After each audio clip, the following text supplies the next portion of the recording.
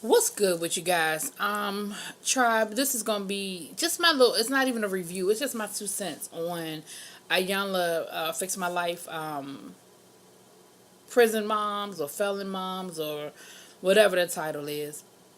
Something I haven't really done, go ahead and hit that subscribe button. But I haven't really done a whole lot of Iyanla videos the last few weeks because I'm not, I never committed to do it every week because I just can't. But something that has just become a reoccurring theme in so many of these tragic stories is abuse at an early age by a lot of these, mainly women, but we see it with a lot of the men as well. I think about Shelby, Neffy's husband, who admitted on the show that he was molested as a child. And so I thought about so many. They had the story of the woman who had all the kids that her mother kept taking care of. All of them had been abused. Then it was the story about the girl who was raped by her brother. He was abused, and it's just the mother was abused. It's just what we are doing to our children. And in so many cases, it's family members, it's people that's in the house with them. But that ain't even that's not even the point I really wanted to talk about.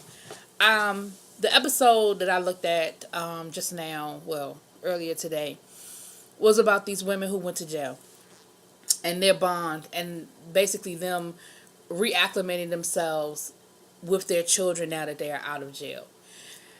And I knew before she even said it that the one thing all these women had in common was that was a man. That they went to jail in some way, shape, or form connected to a man. I'm not blaming the men because in all three cases, the women knew that the men they were dealing with were drug dealers. In one case, it was the woman, it was her sons. She admitted that she knew she was taking drug money and that they were selling drugs to help her pay the bills and take care of the family. And she took it because she was rather take the drug money than to be hungry. I ain't judging. I ain't judging. The other two women knew they were dating drug dealers and were cool with it. What I didn't expect to hear was that the two girls, the two younger girls who were dating the drug dealers, grew up in drug homes. They grew up with their fathers being drug dealers. And so in their mind, that's all they ever knew, and they didn't see anything wrong with it. And I think of the book, The Coldest Winter Ever, which I'm sure you guys have read it. If you haven't, you should go read it by Sister Soldier.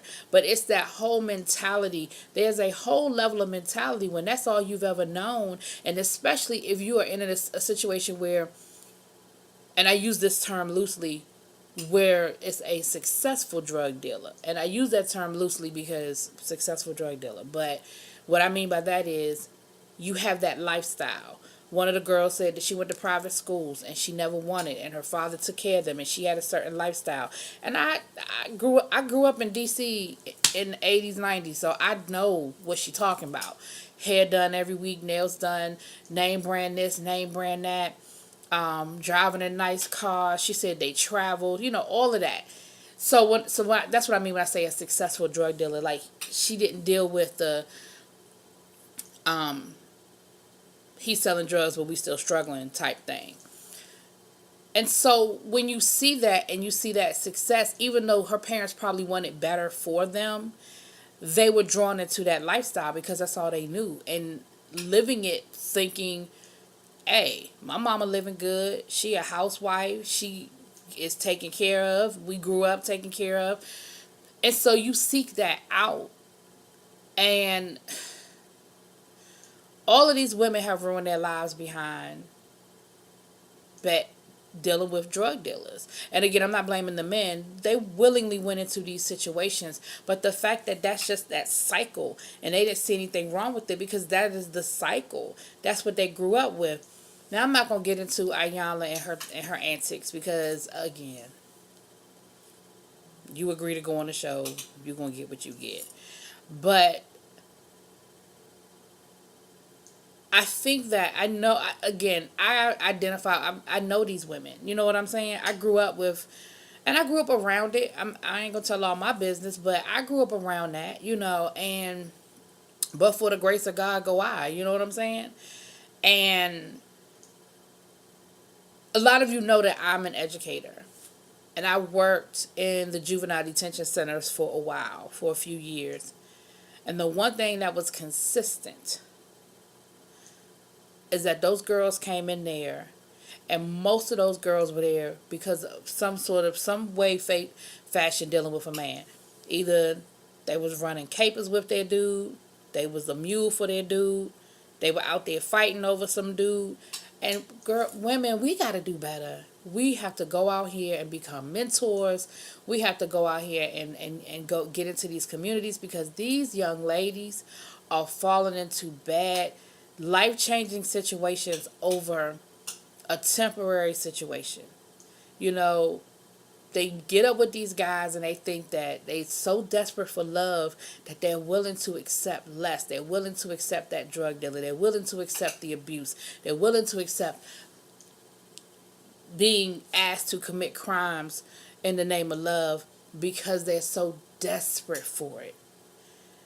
And we ain't even going to talk about the babies, because we know they having babies and everything too.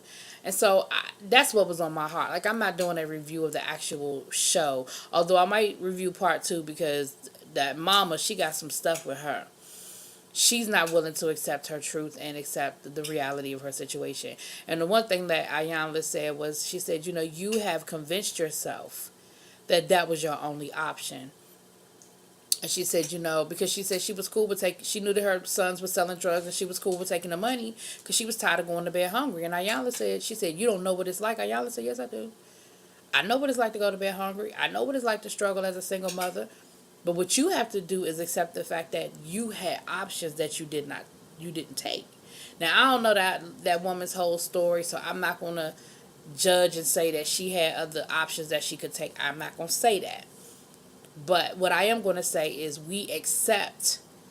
It's no different than when we were talking about Brandy Maxwell and Sharice Jordan and that the other young lady who were okay in these loveless marriages and this infidelity because they were able to maintain a lifestyle. The only difference is that the lifestyle they were maintaining, these ladies were maintaining, were bought through ill-gotten gains. But it's that same mentality of, I am willing to accept less to maintain this lifestyle that you have created for me.